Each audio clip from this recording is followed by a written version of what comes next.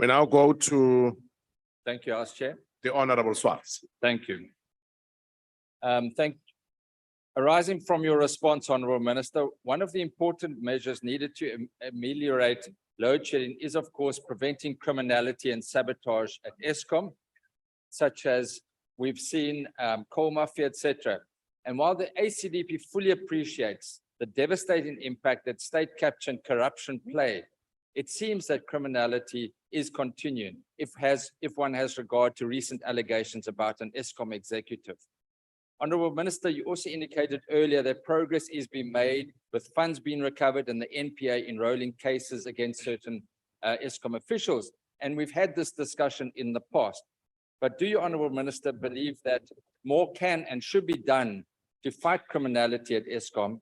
And if so, as the ministry is the oversight in this regard, what can one do in this regard where you're able to address these issues of criminality?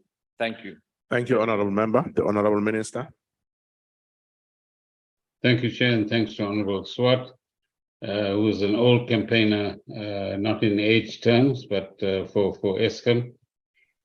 There's absolutely no doubt that whilst there's been a great deal of progress in relation to tackling the question of criminality and sabotage and abuse, to put it mildly, of the procurement system, that progress is not enough to stop every single soul that is within the employ of Eskom or those who relate to Eskom in any way commercially from stopping that activity. And whether it is the coal mafia or the contracting mafia or whatever the case might be, and whether they are mafias or syndicates or individuals is quite irrelevant to the point. But there's no doubt that activity is continuing on one scale or another.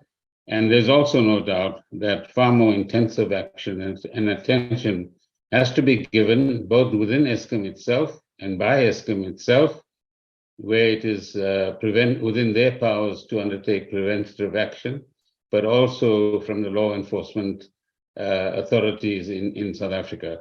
Some of that is under the coordination of the National Energy Crisis Committee, and there's a huge amount of progress there in terms of the number of cases that have been opened or charges that have been laid, cases that have been opened, people that have appeared in court, people that have been sentenced in court.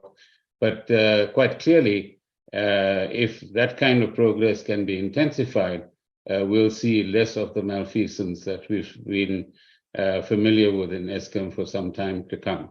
But I'm optimistic that if we put our heads together and work together, both as government, but as civil society as well, and the business and labor sectors, we can overcome this challenge. Thank you, Chair.